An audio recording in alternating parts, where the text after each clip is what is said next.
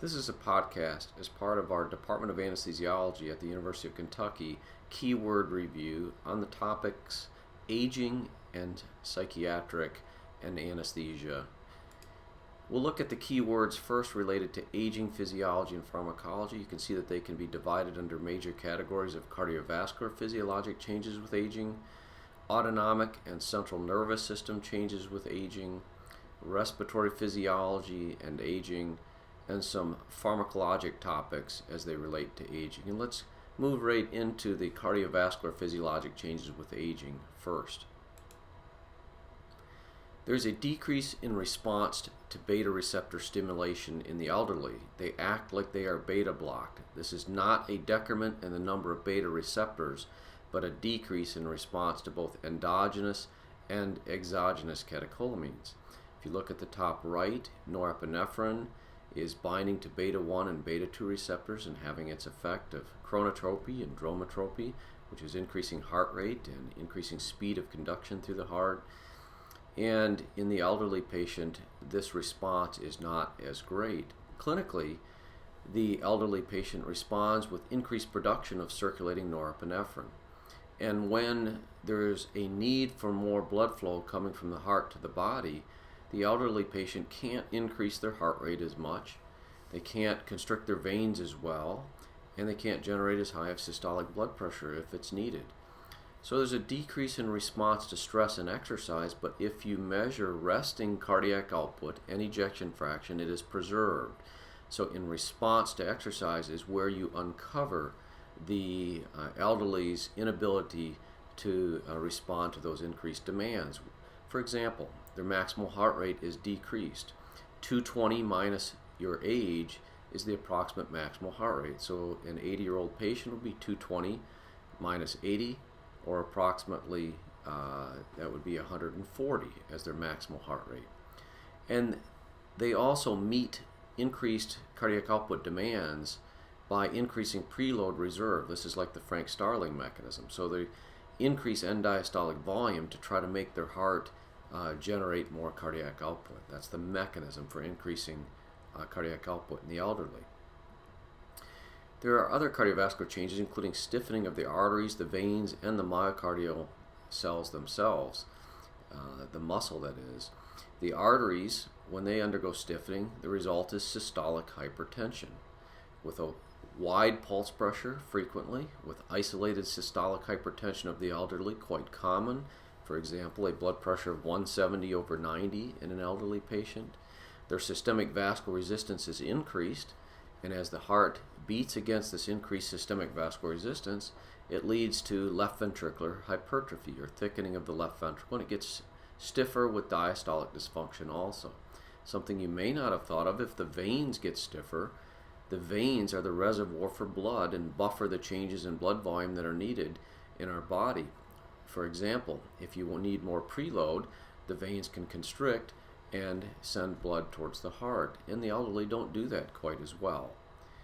The myocardium of the elderly patient also has an increase in connective tissue and is stiff, and hypertrophies because of that increased systemic vascular resistance that it's beating against, and that reduced relaxation or diastolic dysfunction occurs because of that thickening and stiff ventricle. But in the healthy aged heart, the ejection fraction, the stroke volume, the cardiac output at rest anyway is preserved. So the ejection fraction should be in that 60-65% range. The stroke volume should be normal. The cardiac output should be normal at rest. But when stressed, they can't meet those high demands that a young person can generate. Let's talk about diastolic dysfunction for a moment. As mentioned, the left ventricle hypertrophies as it beats against the higher systemic vascular resistance, and this results in decreased lusitropy or relaxation or diastolic dysfunction. There's some clinical implications of this. One, the elderly are very dependent on the atrial kick, the atrial contraction, for filling that stiff left ventricle. If a elderly patient goes from sinus rhythm to junctional rhythm, they will lose that atrial kick and may become very hypotensive. If they go into atrial fibrillation in the perioperative period, lose that atrial kick, they may become very hypotensive. They also need time for filling of the left ventricle, and tachycardia is very poorly tolerated in the elderly. And another implication of this stiff ventricle is that if you pour in fluids, the pressure builds up very rapidly in this left ventricle, and it can be transmitted back into the pulmonary system, resulting in pulmonary edema, and you can go into heart failure. The LVEDP, or left ventricular end diastolic pressure, is higher in the elderly heart for the same end diastolic volume compared with a normal heart. Now let's show that graphically at the top right, where the arrow and the little star is. This is a pressure volume curve relationship, and you can see the violet colored one is the diastolic dysfunction. And the first thing that you probably notice is that this pressure volume curve at end diastole is shown right here as the heart fills in diastole and then contracts isovolumetrically and then ejects and then relaxes isovolumetrically, but pointing out the point of end diastolic volume at the same volume as the teal colored normal heart. You can see that the pressure inside the heart is higher, and that's because the left ventricle is stiff. And one of the ways to look at this is with echo. And if you do an echo of an elderly patient, put a Doppler across their mitral valve and look at the left ventricular filling patterns during diastole, you'll often see an abnormal pattern. And in a young patient, the passive filling, which is represented by the E velocities of diastolic filling of the left ventricle, is usually higher than the A velocities. And so this EA reversal, although somewhat simplistically explained here, is one of the things that is looked at to diagnose diastolic dysfunction in the elderly. Let's look at autonomic nervous system now and some cardiovascular changes. The beta receptors are not as responsive, but they're in the same number. The body says, beta receptor's not working so well, let's produce more norepinephrine, and it does so. So the elderly patient has increased sympathetic tone and actually decreased parasympathetic tone. There doesn't appear to be changes in alpha or muscarinic receptor activity, but their baroreceptors sure don't work very well. And I suspect some of you have seen elderly patient get out of bed, and they do so very slowly, sit beside the bed for a bit as their baroreceptors kick in, because if they stood up suddenly, they would not be able to vasoconstrict and increase their heart rate as much as they should, and may even become syncopal with sudden changes in position. Graphically, over at the right is shown some of those autonomic nervous system changes, and let's go over those now. Decreased end organ responsiveness. The body responds to these beta receptor reduced responsiveness with an increase in catecholamines, endogenous catecholamines. And so you don't get as high of a chronotropic effect. That's the maximal heart rate. 220 minus your age, again, is decreased as you age, the heart rate that you can get up to. Cardiac contraction can be reduced, vascular relaxation can be reduced, and the threshold for activation of afferent input is increased. For example, your baroreceptors aren't as responsive to decreases in blood pressure. You don't vasoconstrict as well to cold stress. And so in the perioperative period, you can have wide swings in hemodynamics. You're not as good at maintaining constant organ perfusion, and hypothermia is a definite risk, because when you get cold and you don't vasoconstrict as well, you don't reduce that heat loss as much as a younger patient might. There's some changes in the conduction system of the heart also. Pacemaker cells decrease in the SA node, but one of the common things that's seen is fibrous and fatty tissue infiltration of the electrical system of the heart. Sick sinus syndrome, not uncommon in the elderly patient. Heart block, first and second degree. Right bundle branch block on a preoperative electrocardiogram in an elderly patient, not infrequent. And atrial fibrillation, not infrequent. One of the reasons for atrial fibrillation is that diastolic dysfunction, as previously discussed. If you have a stiff heart and the mitral valve opens during diastole, and the left atrium is exposed to those high pressures during diastole in the left ventricle because it's not relaxing, over time the left atrium can dilate, and as it dilates and stretches the electrical system, atrial fibrillation can result. Left bundle branch block, however, is not a normal, quotes, aging effect, and you should, if you see left bundle branch block, look for pathology, such as coronary artery disease. Let's look at the brain now in aging. Autonomic dysfunction and impaired baroreceptor function was previously discussed, and the issues with blood pressure instability in the perioperative period and maintaining temperature is an issue. The brain loses neurons. There's atrophy of the brain, and with loss of neurons, there's loss of cerebral metabolism, or a decrease in cerebral metabolism. And as that decrease in cerebral metabolism occurs, concomitantly a decrease in cerebral blood flow. Autoregulation, however, is intact, and that includes metabolism flow autoregulation, which means that if metabolism goes up, the brain gets warm, for example, it will need more blood flow, and it does. Pressure flow autoregulation is intact, and most of you know the curve that states if cerebral perfusion pressure is maintained between approximately 50 to 150 and mean arterial pressure between approximately 60 and 160, in normal patients, cerebral blood flow remains the same, independent of pressure.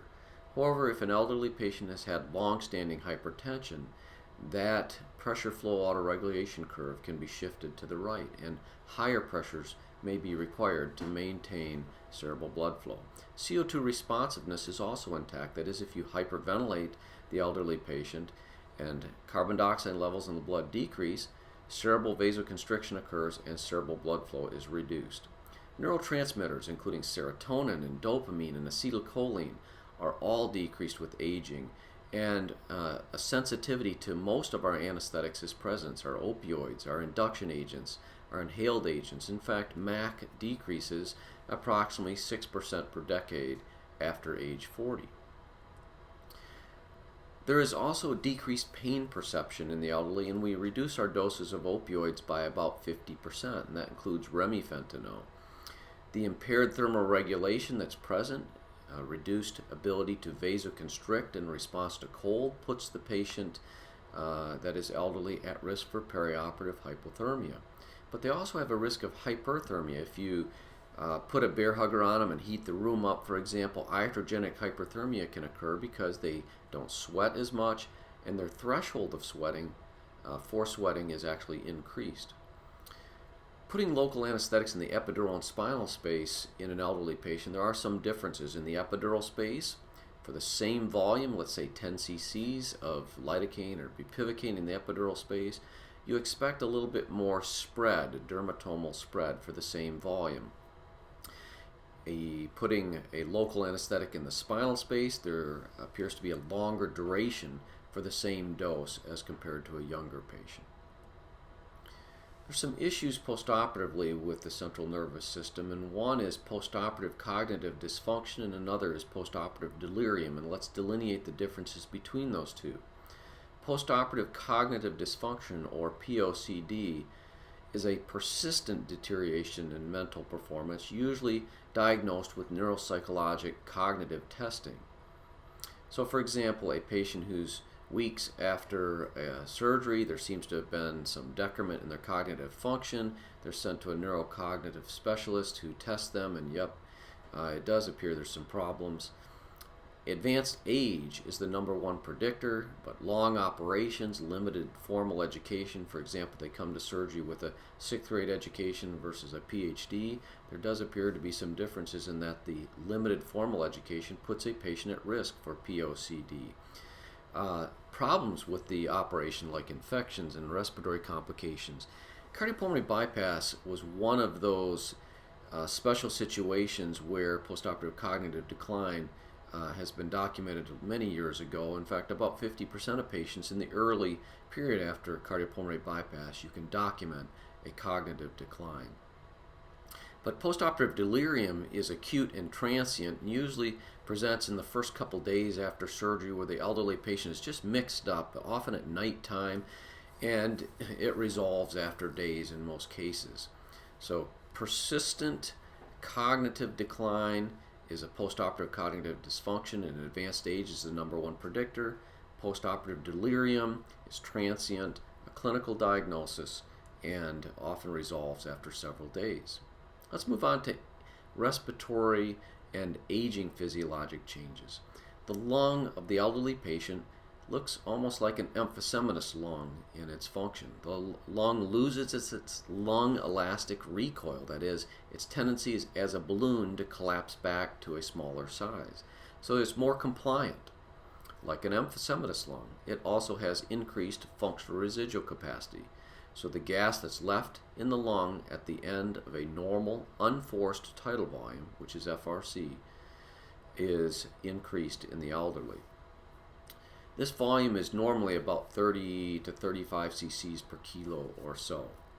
There's also a loss of alveolar units and decreased oxygen diffusing capacity. So if you lose gas exchanging units, you're going to have reduced DLCO. And also the P-LaO2 in an arterial blood gas is reduced and can be estimated by this equation that states that 109 minus 0.4 times your age is the approximate PaO2 in an elderly patient that takes into account aging effects. So if a patient was, let's say, 100 years old, 0.4 times 100 is 40, approximately 110 minus 40, that would leave you with somewhere around 69, 70-ish PaO2 in a normal elderly patient just because of their age, not because of any lung disease per se. Several reasons for this. One, the closing volume, the volume where there's small airways are closing off, is increasing as we age. And if you look at the graphic on the far right, you can see closing volume going up and crossing over with FRC just after age 60 or so. So FRC is going up, but also closing volume is going up. Closing of those small airways, VQ mismatch occurs, increased big A, little a oxygen gradient, and a decrement in P-LaO2. Seems to be a little left shift in the oxyhemoglobin dissociation curve with a decreased P50 also, which would mean that there would be less desire of the hemoglobin to deliver oxygen to the tissues, greater desire to hold on to it. There is also small airway closure and gas trapping such that the residual volume of the lung, again shown graphically at the far right, goes up with aging. So this aged lung is like a balloon that doesn't want to collapse back to a smaller size, and there's decrements because of VQ mismatch in P-LaO2 with aging. So in the lung parenchyma itself, to summary, the VQ mismatch is occurring, and on arterial blood gas, P-LaO2 is decreased. With those emphysema-like changes, the compliance of the lung is increased with a higher FRC. With regards to ventilatory control, the elderly patient's responsiveness to increases in CO2 and decrements in oxygen are reduced. For example, if the carbon dioxide goes up in your blood, you should hyperventilate. If your oxygen levels go down in your blood, you should hyperventilate, and the elderly patient doesn't do that as well. The respiratory bellows, the chest wall compliance is reduced, and muscle strength is reduced, so the bellows themselves for moving air in and out, not as good. Conducting airways, not so much change, but the airway reflexes, there is a decrement in airway reflexes in the elderly, and may sound kind of gross, but occasionally when you do laryngoscopy in an elderly patient, you see food around their larynx, and I think, wow, how can they tolerate that? And then it reminds me that their airway reflexes are decreased. In the kidney, there are changes in the glomeruli, reduction, a decrease in length and volume of the proximal tubules, and GFR, or glomerular filtration rate, decreases with age. And the equation here for estimating creatinine clearance takes into account age and serum creatinine. So age is part of that estimate of creatinine clearance. And as the lung, that is, as the kidney decreases in its function with aging, it doesn't dilute as well, it doesn't handle sodium and potassium as well, doesn't excrete hydrogen ion as well. And so in the perioperative period, there's a decreased ability to respond to physiologic stresses, and there's a predisposition to pre-renal azotemia and hyperkalemia and dilutional hyponatremia. Not as good of ability to get rid of some of our anesthetic drugs that depend upon the kidney. And if you are seeing an elderly patient, for example, let's say an 80-year-old lady, in the preoperative period and you look at their serum creatinine and it's on the high end of, quotes, normal, you should say, wow, that's a really not a great kidney, because that elderly lady doesn't have much lean body mass, isn't making much creatinine. And so be very wary of an increased serum creatinine, even in the normal range in an elderly patient, because it is an indicator of a greater decrement in renal function than a younger patient. And the kidney of an elderly patient also doesn't dilute as well, so it takes greater urine volume to excrete a solute load. Let's change gears for a minute and talk about pharmacologic changes with aging. There is changes in body composition, including there's a loss in muscle, lean body mass, the fat goes up in an elderly, and there's a decrease in total body water in aging males as well as aging females, and a greater decrement in total body water in aging females. And this can result in changes in volume and distribution of drugs. For example, a drug that is lipophilic would have a greater body fat to distribute into, as opposed to a drug that is hydrophilic, which would have a less total body water to distribute into. There's also alterations in the liver and kidney clearance of drugs. If a patient has liver or kidney problems, they may not get rid of a drug as well. It may hang around. There's also a sensitivity to most anesthetic agents, pharmacodynamic effect. And when you put it all together and you give a drug like propofol to an elderly patient, not only are they more sensitive to it, but their baroreceptors don't kick in as well. And when a patient vasodilates to administration of propofol, normally your baroreceptors should kick in, even though they're blocked somewhat by propofol, and increase your heart rate and vasoconstrict. Elderly patient, you blast them with an induction dose of propofol and you can expect hypotension, exaggerated. Let's look at the difference between pharmacodynamic and pharmacokinetic sensitivity for some of our drugs. Pharmacodynamic sensitivity refers to that the brain is just more sensitive to it. And our induction agents, most of them, like propofol, our opioids, our benzodiazepines, our volatile agents like Sevo, Des, and Iso, there is a definite brain increased sensitivity to those drugs. Now, the brain doesn't show increased organ sensitivity to several unique drugs, I guess. Barbiturates, used very much anymore, but thiopental. Why do you reduce the dose of thiopental to induce an elderly patient? Not because the brain is more sensitive to it per se, but because there's a pharmacokinetic difference. I like to think of the thiopental going in and just not redistributing from the brain as fast and having a greater effect, not because the brain's more sensitive. Etomidate, the brain is not more sensitive to etomidate, and neuromuscular blocking agents, the muscles and the neuromuscular junction are not more sensitive to neuromuscular blocking agents. So when we dose anesthetic agents in the elderly, the inhaled volatile anesthetics, because of their decrement in MAC with age, we can turn them down. And our induction agents, we can reduce the dose about 15 to 50%. Benzodiazepines, we ought to think about whether we even should be administering them to an elderly patient. But if we do, we should decrease the dose, for example, of midazolam by about 75%. Very teeny doses of benzodiazepines. Opioids, the dose should be decreased by about 50%, and this includes remifentanil.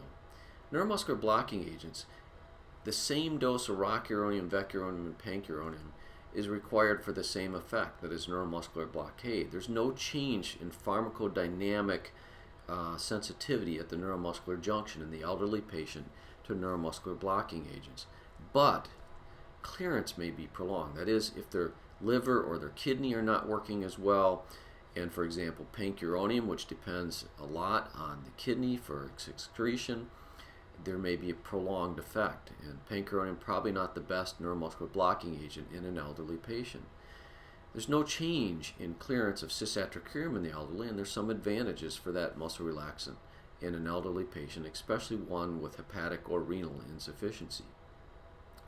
Let's focus in on opioids now in aging.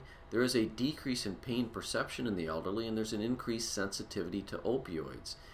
This is a reason for decreasing the dose about 50%. But not only are they more sensitive, but they don't clear the opioids as well as a younger patient. Meperidine has a lot of bad things related to it. That is Demerol. It can cause tachycardia, confusion. It has metabolites like normoperidine in patients with renal insufficiency that can cause seizures. So meperidine is usually avoided in elderly patients. Focusing in on remifentanil, not only is the brain more sensitive, a reason for reducing the bolus dose if you're giving a bolus dose, but also the clearance is decreased such that the infusion rate should be decreased. So across the board, we reduce our opioid doses, and a down and dirty way to remember it is approximately a reduction in 50%. Let's move on now and talk about psychiatric keywords or psychiatric issues in anesthesia. A lot of the keywords were related to electroconvulsive therapy, some of the contraindications, the physiologic effects, some of the issues of providing electroconvulsive therapy to patients with heart disease, for example, coronary artery disease, and the sympathetic stimulation that can occur with ECT. Some of the drugs that we administer during ECT and their effect on seizure duration, including lidocaine, which reduces the seizure duration, and then some psychiatric drugs like SSRIs, lithium, and then some syndromes like Serotonin Syndrome, and we'll also touch on neuroleptic malignant syndrome that are related to psychiatry.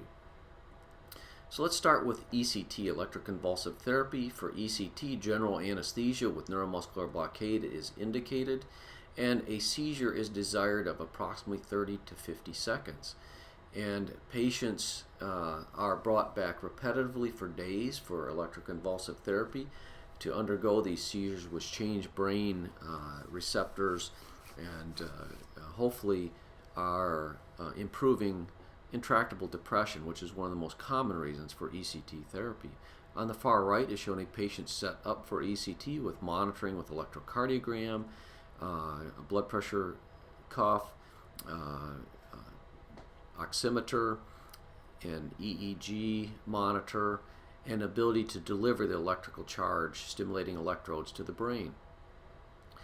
Sometimes a blood pressure cuff or tourniquet will be applied to an extremity such that when our induction drugs go in, let's say Brevitol, and then usually succinylcholine, unless it's contraindicated, is administered, those drugs will not get to that extremity. The succinylcholine will not paralyze that extremity. When a seizure is induced, that leg can be observed to move as the seizure occurs in the brain.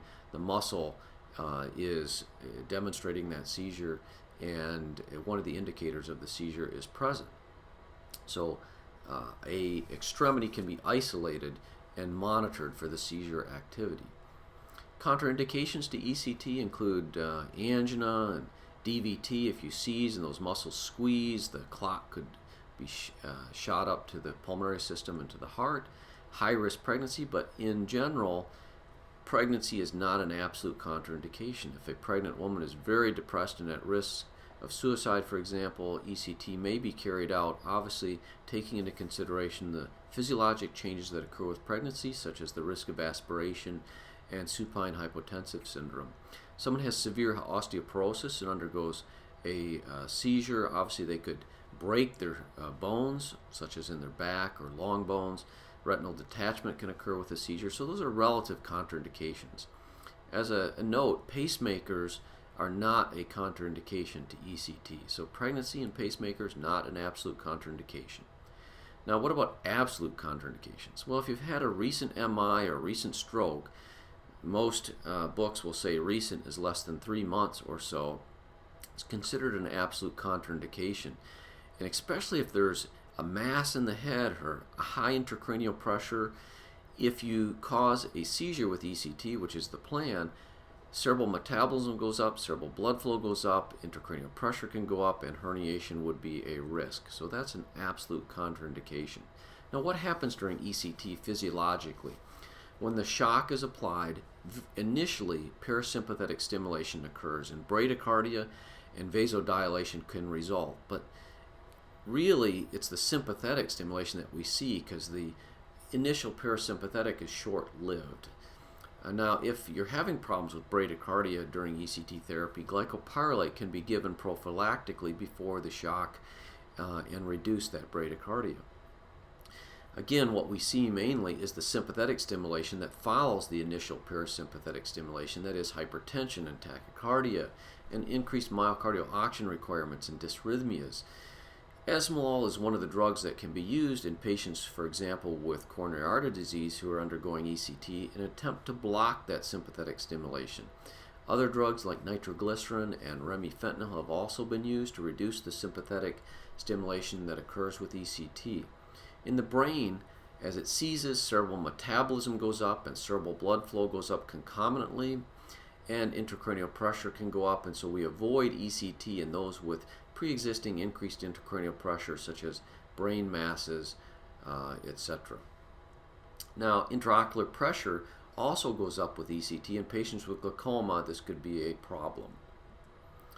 Choosing drugs for ECT, the classic pharmacologic management is methotrexate in the past, which is Brevitol, maybe giving glycopyrrolate to a patient at the very beginning to reduce the bradycardia that can occur with the initial parasympathetic stimulation, but Brevitol was the gold standard. Propofol actually shortens seizure duration, and if you give it with lidocaine to block the pain that occurs when propofol is administered in a small vein, it really reduces the seizure duration, and so this is a problem. Succinylcholine for neuromuscular blockade, unless there's a contraindication for it, is often administered in reduced dosages, for example about 0.5 milligrams per kilogram, and esmolol may be added because it doesn't seem to have an effect on seizure duration and can block the sympathetic stimulation that occurs. Mass ventilation during the period that is very short of paralysis with the succinylcholine is typical unless that patient is a risk for aspiration, and then endotracheal intubation would be performed with cricoid pressure. Now, the seizure duration is increased by medications like etomidate, and caffeine actually can be given to a patient pre-ECT in an attempt to increase seizure duration. There is little effect on seizure duration with Brevitol and ketamine and remifentanil and esmolol, labetalol, and Precedex or dexmedetomidine. And propofol, benzodiazepines, and lidocaine shorten the seizure duration, and there's a potential problem. If you give lidocaine and propofol together pre-ECT, you could expect a shorter seizure duration, and this may preclude the beneficial effects of ECT. Hyperventilation is often done with ECT because it increases seizure duration, as does intravenous caffeine. If opioids are administered with the ECT therapy, for example, adding remifentanil to, if you chose propofol for your induction agent, you could then reduce the overall dose of propofol, which in higher doses shortens the seizure duration. You could hopefully have a beneficial effect on the seizure duration because the remifentanil would allow you to reduce the overall dose of propofol. So putting an opioid with your induction agent may be a good idea in some patients, and also remifentanil can block the sympathetic stimulation that occurs with ECT. Lidocaine doesn't block the sympathetic response to ECT and can actually decrease the seizure duration, as previously mentioned, so is avoided. Let's talk about some psychiatric medications now and their clinical implications. Tricyclic antidepressants, drugs like desipramine and nortriptyline or Elavil, and MAOI inhibitors like phenelzine and tranylcypromine. Let's look at tricyclic antidepressants first, and the graphic to the far right.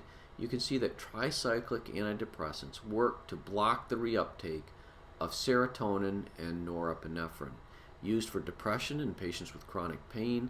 They're usually continued pre-op. They do not have to be discontinued.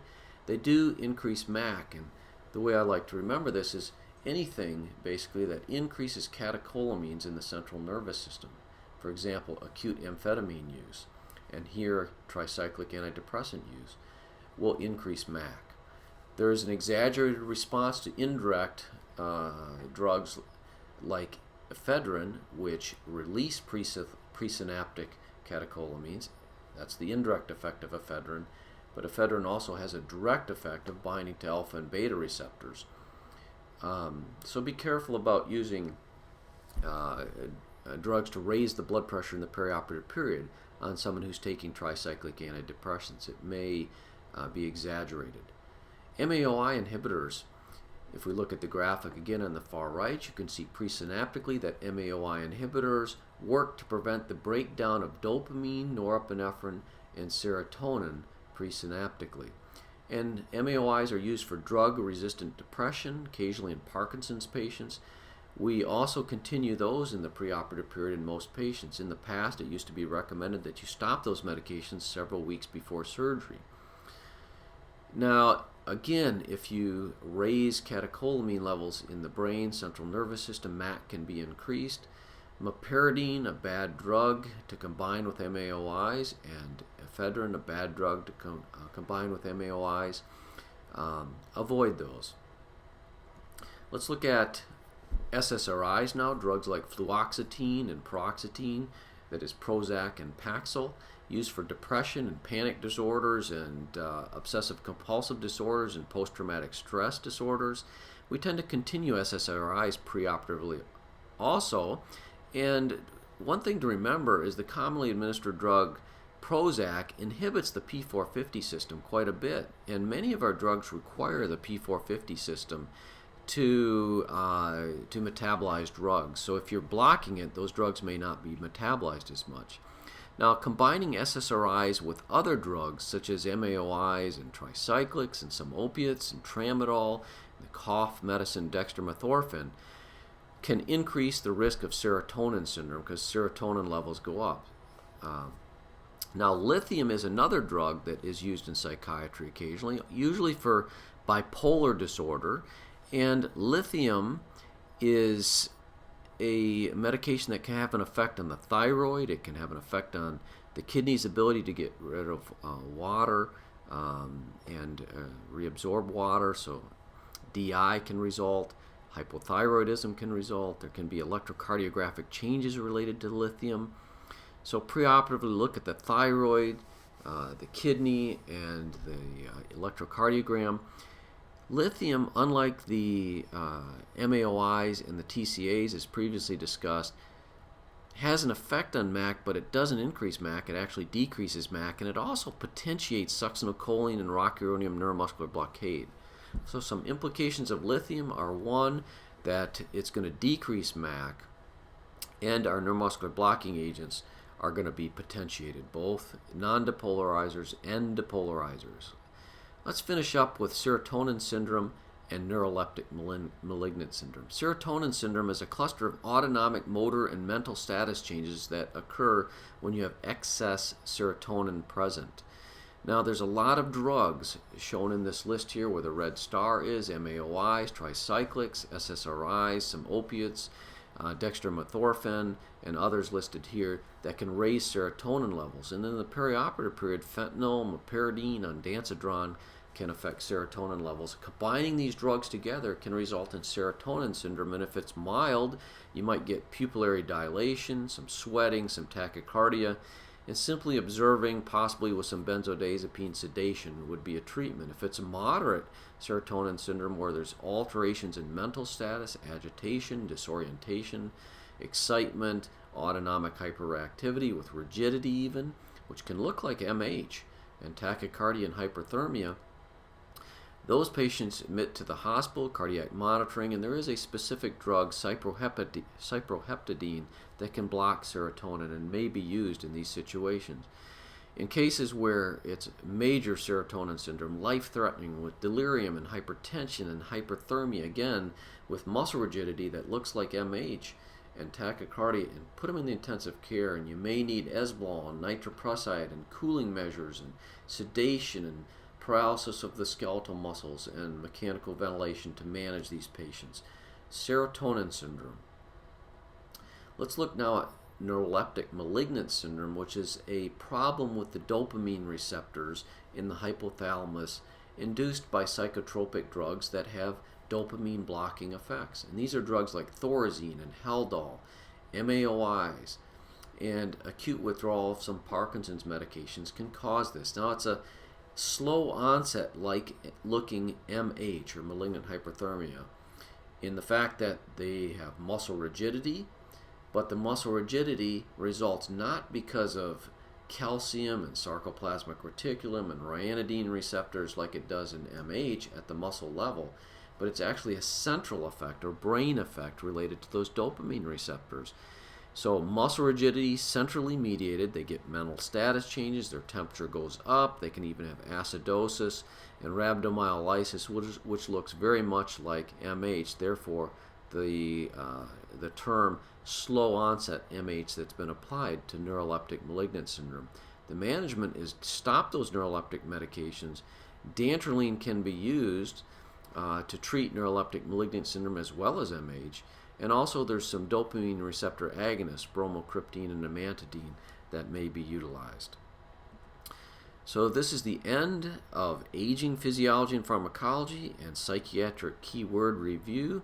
I hope that you have a wonderful day.